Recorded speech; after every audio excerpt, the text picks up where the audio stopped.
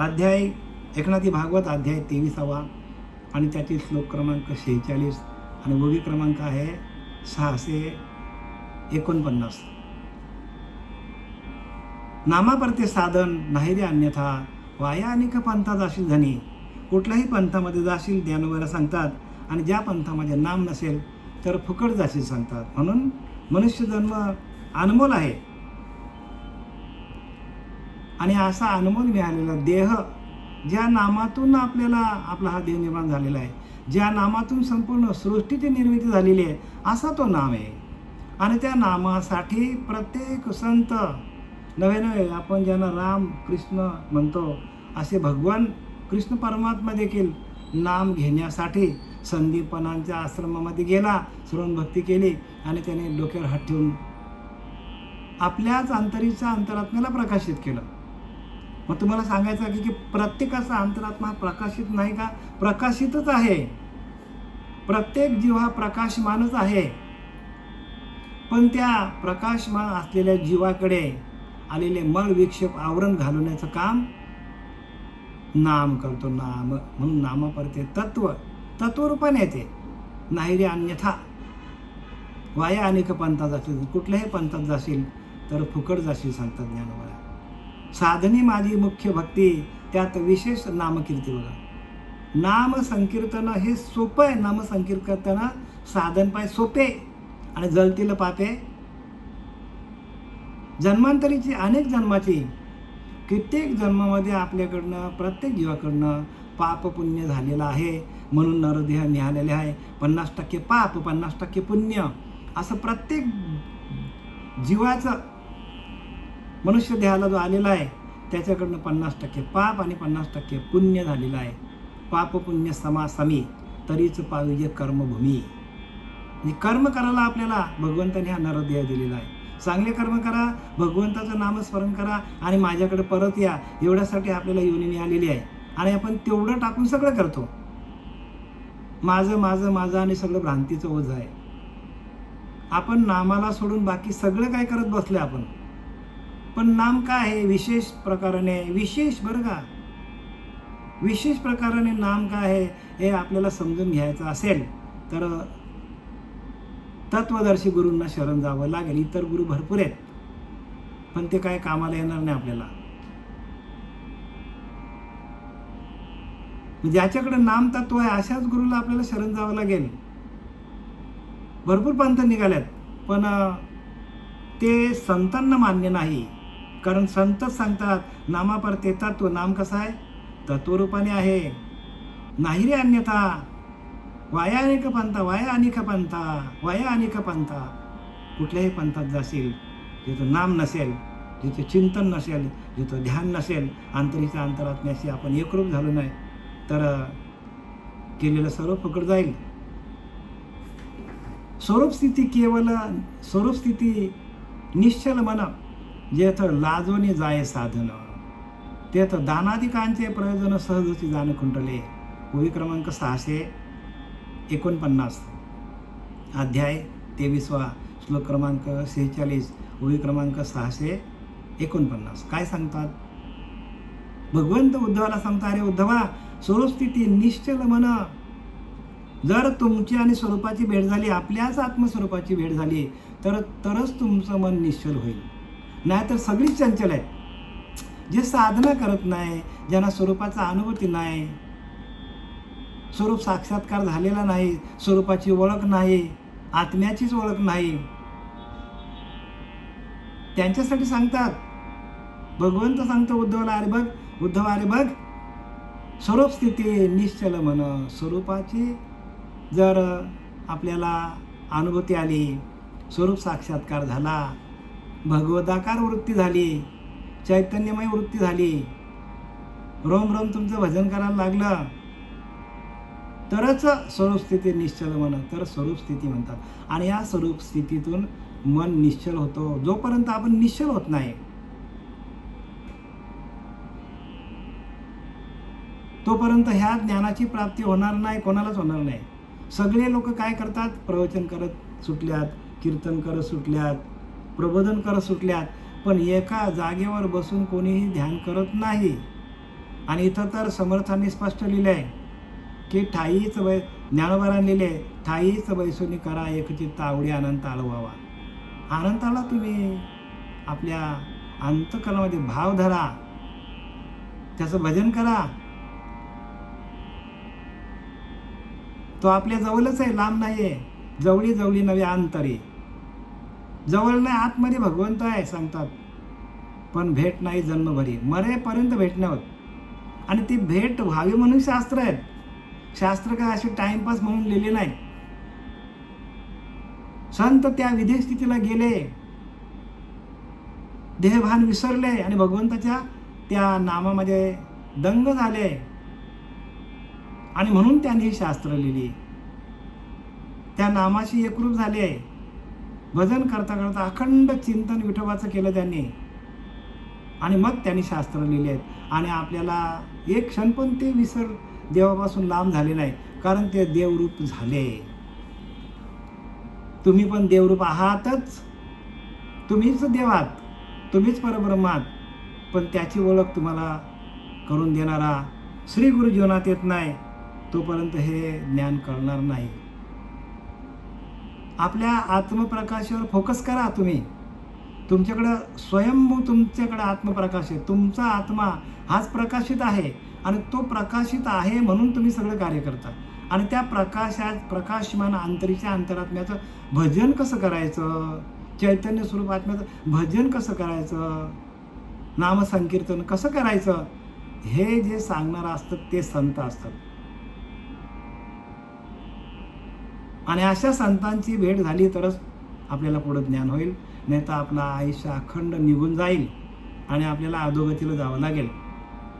आणि एकदा आपण त्या जन्ममरणाच्या फेऱ्यामध्ये आपण अडकलो तर लवकर निघता येत नाही. 84 लक्ष येऊन भोगून झाल्यावर मग परत आपल्याला नरदेह नाही.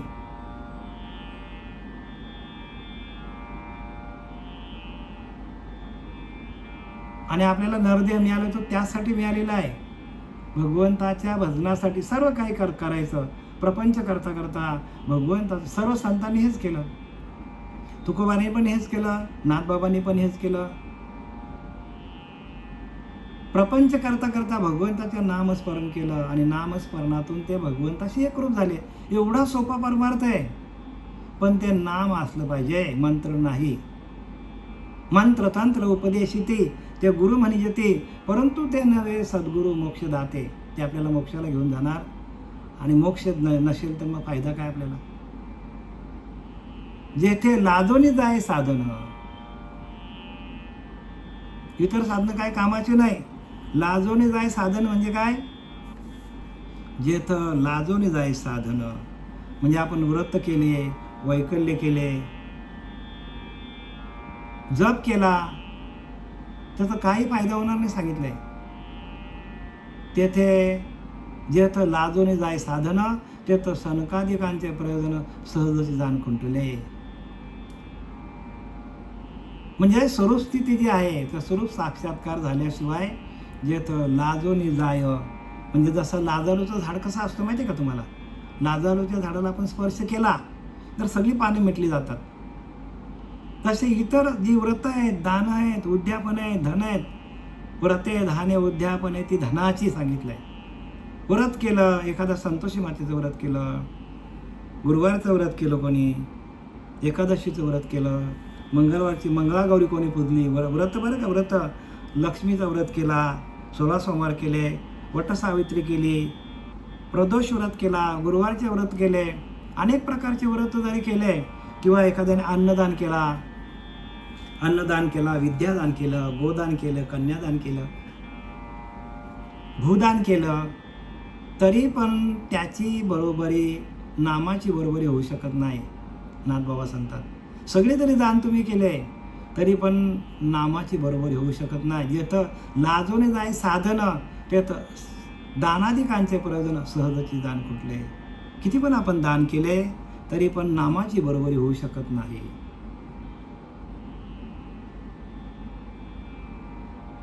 नाम मंत्र जप कोटी जाईल पाप,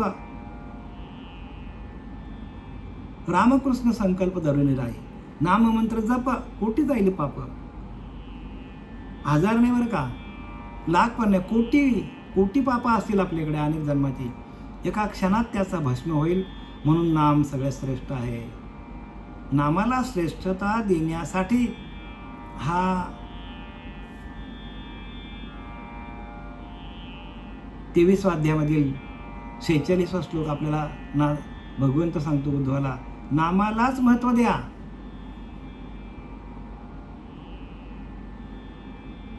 आणि त्यासाठी एवढा प्रत्येक ठिकाणी नामाचा विस्तार केलेला आहे. आणि ते नामच परब्रह्म आहे, नामच देव आहे.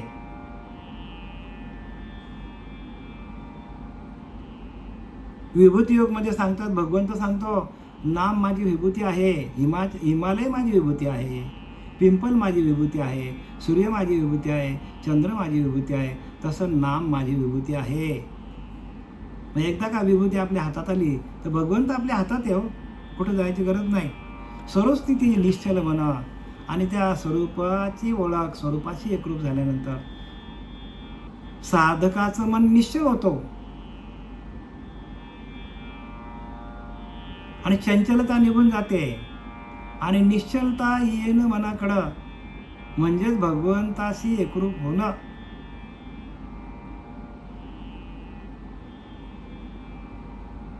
जे तर लाजून जाय साधन, इतर साधनं काय कामाला येणार नाही. ते तर दानादिकांचे प्रयोजन सहजची खुंटले. दान केलं, व्रत केले, दान केले, तप केलं, सगळं काय कामाला येणार नाही सांगतात. त्याच्यापेक्षा नाम साधन सगळ्यात श्रेष्ठ आहे. म्हणून ते तर लाजून जाय, इतर साधने त्याला लाजतात, म्हणजे त्याच्यासमोर फिके आहेत. नामाच्या समोर इतर साधनं सगळी फिकी आहेत. सगळे पूजा केल्या, व्रत केलं, वैकल्य केलं, काही कामाला येणार नाही. नामापरते तत्व, नाम तत्व रूपाने. आणि नाम हेच भगवंत आहे. भगवंतच नामस्वरूपामध्ये आहे. नामाच्या माध्यमातून भगवंताशी एकरूप होता येतो. मंत्रतंत्राने होता येत नाही भगवंताशी एकरूप. म्हणून नाम मंत्र जप उठी जाईल पाप. ते दानादिकांचे प्रयोजन सहजीचे खुंटले, दान खुंटले. ते इतर प्रकारची दाने केली, व्रत केले, सगळं केला, धर्म अधर्म केला, सगळं केलं तरी नामाची सरशी त्याला इतर साधनांना येणार नाही. आता आपण 47 श्लोकामध्ये जाऊया. बघा भगवंत काय सांगतो, ज्याचे चित्त समहित व शांत झालेले असते त्यांना दानादिकांचा काय उपयोग सांगा बरे.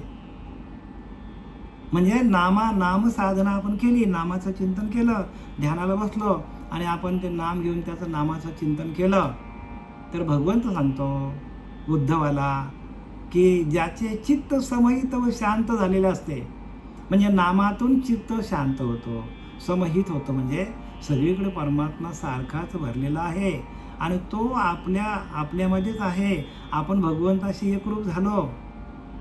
समबुद्धी घेता समान श्रीहरी, म्हणजे आपली बुद्धी सम झाली, आपलं मन सम झालं, चित्त शांत झालं, बुद्धी स्थिर झाली भगवंताच्या नामाशी एकरूप होऊन. भगवंत सगळीकडे सारखा आहे. तो मुंबईला जास्त प्रमाणात आहे आणि दिल्लीला कमी प्रमाणात आहे आणि फॉरेनला गेलो तर तो जास्त असं कुठे नाही. सगळीकडे सारखा परमात्मा आहे. समबुद्धी घेता समान श्रीहरी, शमदमावरी हरी झाला. म्हणजे सगळीकडे सारखा परमात्मा आहे. आणि तशी साधकाची, तशी त्या संतांची स्थिती झाली. म्हणून त्यांनी लिहून ठेवले आहे, ज्याचे चित्त समहित व शांत झालेले आहे असते त्याला दानादिकांचा काय उपयोग सांगा बरे. त्याला दानाची गरज नाही, व्रत करायची गरज नाही, वैकल्य करायची गरज नाही, दान करायची गरज नाही. का तर त्याचं चित्त सम झालेलं आहे. इथं लिहिले की नाही, व्रत दान स्वधर्म सकळ याशी म्हणून निग्रह मुख्य फळ तेने विन अवघे विफल साधने निष्फल साधका. 641 सांगतो भगवंत सांगतो उद्धवाला, व्रत दान स्वधर्म सकळ याशी म्हणून निग्रहाचे मुख्य फळ. व्रत केलं, वैकल्य केलं, दान केलं, हे सगळं कशासाठी आहे तर आपल्याला, आपल्या मनाला एकाग्रचित्त करण्यासाठी सगळी साधनं आहेत. आणि ते एवढं करून जर एकाग्रचित्त मन झालं नाही आपलं तर मग काय कामाचं नाही. कारण याशी म्हणून निग्रह मुख्य फल. सगळ्या व्रतांचं, दानांचं, तपांचं एकच फल आहे. आणि ते फळ कोणतं आहे तर मनोनिग्रह म्हणजे मन शांत करणं, मन करारे प्रसन्न, सकल सिद्धीचे कारण. मनच प्रसन्न व्हायला पाहिजे, मन एकाग्रचित्त होणं.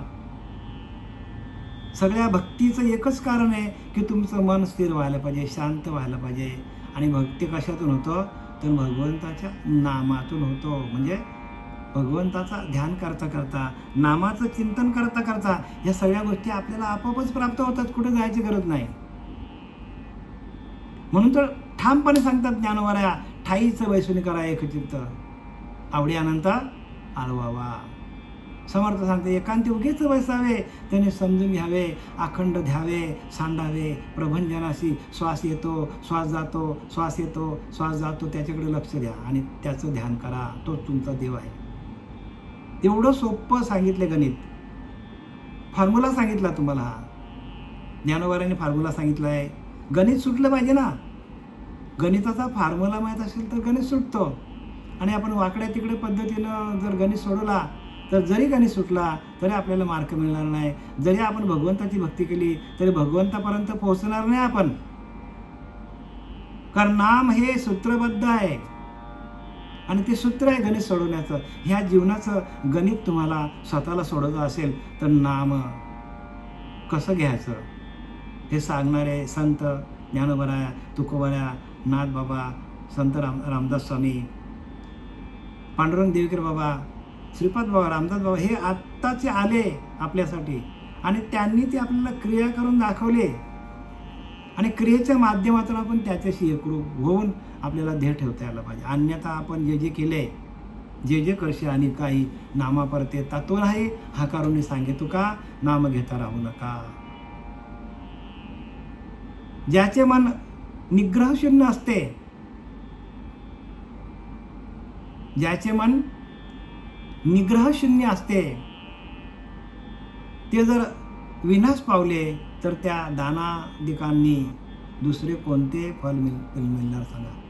ज्याचं मन शांत झालं, कारण सगळं आहे तर मनावर आहे. मनाला मन करारे प्रसन्न, सकल सिद्धीचे कारण. मन एव मनुष्यानाम कारण बंध मोक्षाय, बंधय विषया संगे मुक्त निर्विषय मन. ज्याच्या मनाकडे कुठलेच विषय राहिले नाही, ज्याचं मन शांत झाला, स्थिर झाला, एकाग्र झाला, त्याला दानाची गरजच नाही, दान करायचीच गरज नाही, व्रत करायचीच गरज नाही, ध्यान करायचीच गरज नाही. लक्षात घ्या, ज्याचं मन सिद्ध झालं, स्थिर झालं, शांत झालं, एकाग्रचित्त झालं, त्याला बाकीची साधनं करायची गरजच नाही. आणि त्यासाठीच हा परमार्थ आहे, तुमच्या मनाला स्थिर करण्यासाठी, शांत करण्यासाठी, एकाग्रचित्त करण्यासाठी. कारण भगवंत कसा आहे, भगवंत कसा आहे तर भगवंत सगळीकडे सारखा आहे. शांती हेच हाच परमात्मा आहे.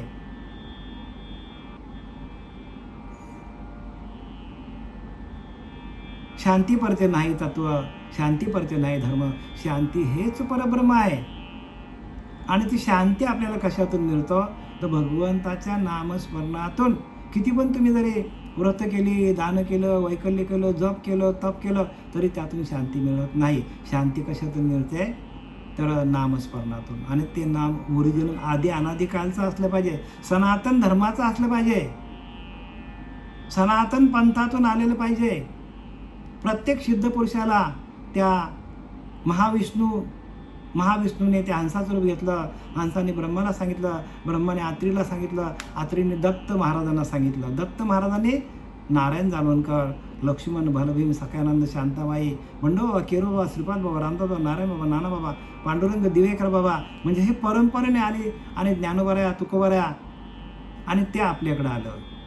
आणि त्या परंपरेतलं नाम असलं पाहिजे का आधी अनादी काळापासून ते नाम आहे, आताचं नाही आहे.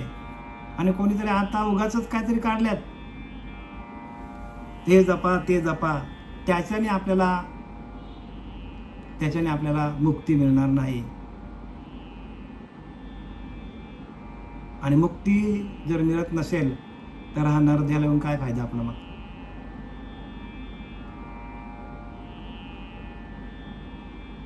आता आपण ओळीला सुरुवात करूया. जेथ ज्या पुरुषांचे मन ठाके आपले जन्मस्थान, त्याशी दानादिनांचे कोण प्रयोजन साधनी. जेथ ज्या पुरुषाचे मन ठाकी आपले जन्मस्थान, त्याशी दानादिकांचे कोण प्रयोजन साधनी. बघा काय सांगतात नाथबाबा, सांगतात की ज्या माणसाचे मन आत्मस्वरूप, ज्या माणसाचे मन आत्म्याच्या ठिकाणी स्थिर झालेले आहे, म्हणजे तुमच्या अंतरात्म्याशी एकरूप होऊन ज्याचं अखंड चिंतन चालू आहे, आणि ते आपलं काय आहे, ते आपलं स्वतःचं स्वरूप आहे. आपलं स्वरूप हाच आपला आत्मा आहे. आपल्या आत्म्याशी एकरूप होणं, आपल्या आत्म्याचं भजन करणं. भजन करता करता आपल्याला आत्मसाक्षात्कार होतो, आपल्याच आत्म्याचं साक्षात्कार होतो. आणि तेच झाल्यावर कंठी प्रेम दाटे, नैनी नीर लोटे, हृदयी प्रगटे रामरूप. तुका म्हणे साधन सुलभ गोमटे, परंतु उपतिष्ठ तू पूर्वपुण्य. बघा त्याला पूर्वपुण्य लागतो. पूर्वदांच्या पुण्यापोटी संग्रह असल्या गाठी, तरीच संतांच्या भेटी. संत भेट अशी होत नाही, बहु दुर्लभ संत भेट. संतांची भेट होणं खूप दुर्लभ आहे. जगामध्ये जे काय चाललंय ते काय खरं नाही.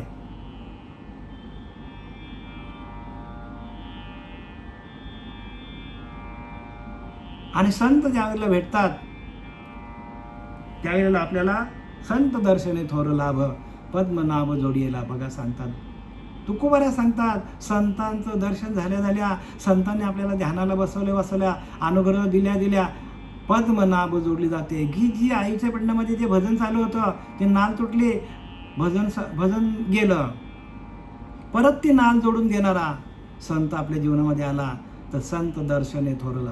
तेव्हा संतांचं दर्शन आहे असं समजू नका बरं का. संतांचं दर्शन झाल्या जे आईच्या पिंडामध्ये जे ओरिजिनल भजन चालू होतं, तेच भजन आपलं चालू होतं, आणि त्यांना संत म्हणतात. संत कोणाला म्हणतात? जे आईच्या पिंडामध्ये ओरिजिनल भजन चालू होतं, नाल तोडली, आईच्या पिंडातून बाहेर नाल तोडली, भजन तुटलं, परत जोडून देणारा गुरु. नाल म्हणजे नाभीच्या ठिकाणी जे आपलं नाम चालू आहे अखंड. कस्तुरी कुंडल बसे, मृग ढोंडे बनम आहे, ऐसा घटघट राम है, दुनिया देखत नाही. कबीरदास सांगतो कस्तुरी कुंडल बसे. कस्तुरी कुठे?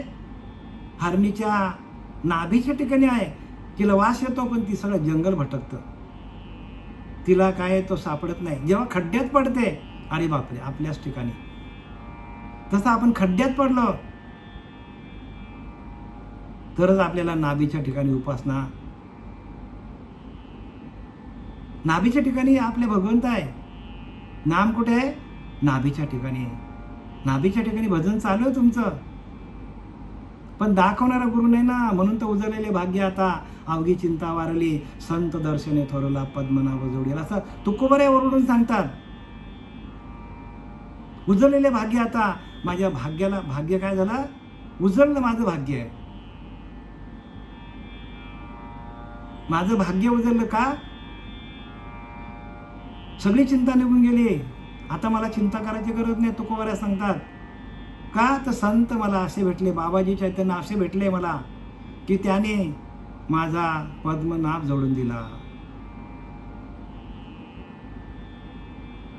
जे ओरिजिनल पिंडामध्ये भजन चालू होतं आईच्या माझ्या, ते भजन माझं जोडून दिलं. आणि त्याला काय म्हणतात?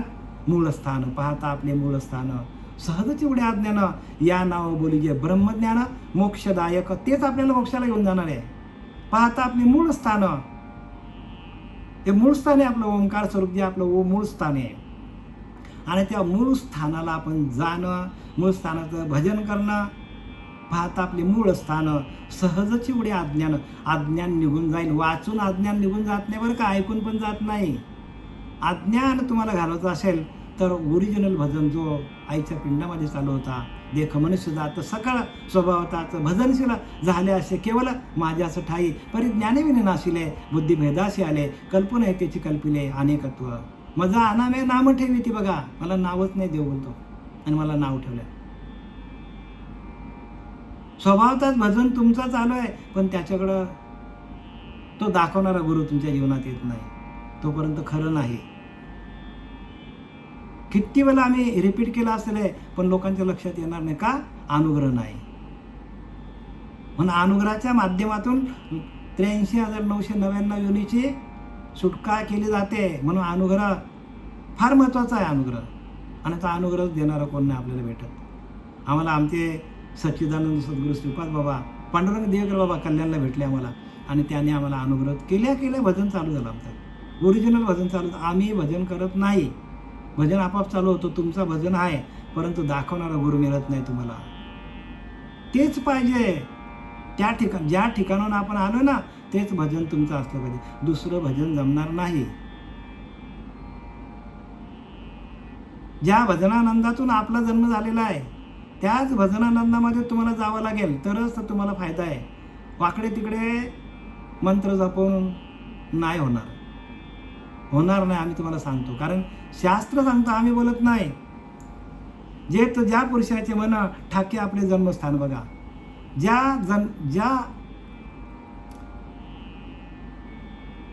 ज्या स्वरूपाच्या ठिकाणीतून आपल्याला हा जन्म मिळालेला आहे, स्वरूप साक्षात्कार, आत्मस्वरूपातून आपल्याला प्रत्येकाला देह मिळालेला आहे. त्या जन्मस्थानाच्या ठिकाणी जावं लागेल. त्या ओंकार स्वरूपाच्या, त्या सोहम साधनेच्या, सच्चिदानंद स्वरूपाच्या, त्या ब्रह्मस्वरूपाच्या, त्या आनंद स्वरूपाच्या ठिकाणी आपल्याला ते भजन करता जायला लागेल आपल्याला. ज्या पुरुषाचे मन ठाके आपले जन्मस्थान, त्याशी दानादिकांचे कोण प्रयोजन साधणे. तिथं एकदा गेल्यावर मग आपल्याला व्रत करण्याची गरज नाही, वैकल्य करायची गरज नाही, दान करण्याची गरज नाही, कारण सगळं त्याच्यामध्ये आलं तुम्हाला. व्रत, दाने, तप करायची गरज नाही. व्रते, दाने, उद्यापने ती धनाची सांगितलंय. मग आपला मनच निग्रह झाला, मनच आपला भगवंताच्या नामामध्ये गेल्यानंतर अखंड चिंतन विठोबाचं चालू झालं, तर आपला मन निग्रह होतो. मन निग्रह कशाने होतो? भगवंताच्या भजनानंदामध्ये गेल्यानंतर मनाचा निग्रह होतो. असा निग्रह होत नाही बरं का. असं किती पण प्रयत्न करा, वाचन करा, यज्ञ करा, हवन करा, व्रत करा, वैकल्य करा, सगळं करा, पण त्याच्याने मनोनिग्रह होणार नाही. मनोनिग्रह त्या मूळ भजनातून, आदी अनादी कालचं जे भजन आहे, आणि ते भजन 17व्या अध्यायामध्ये नाथबाबांनी या एकनाथी भागवतामध्ये कृतयुगामध्ये प्रत्येकाचं चालू होतं. कारण त्यावेळेला कोणताच देव नव्हता, राम नव्हता, कृष्ण नव्हता, कोणीच नव्हता. पण त्यावेळेला सर्व प्रजा त्या ओरिजिनल साधनेचे भजन करायचं, ओरिजिनल नामाचं अखंड भजन त्यांचं चालू होतं. त्यावेळेला कोणताच देव नव्हता कृतयुगामध्ये, आणि त्यांचं अखंड ती सोमसाधना अखंड चालू होती. 17व्या अध्यायामध्ये नाथबाबांनी सगळं त्याचा विस्तार दिला.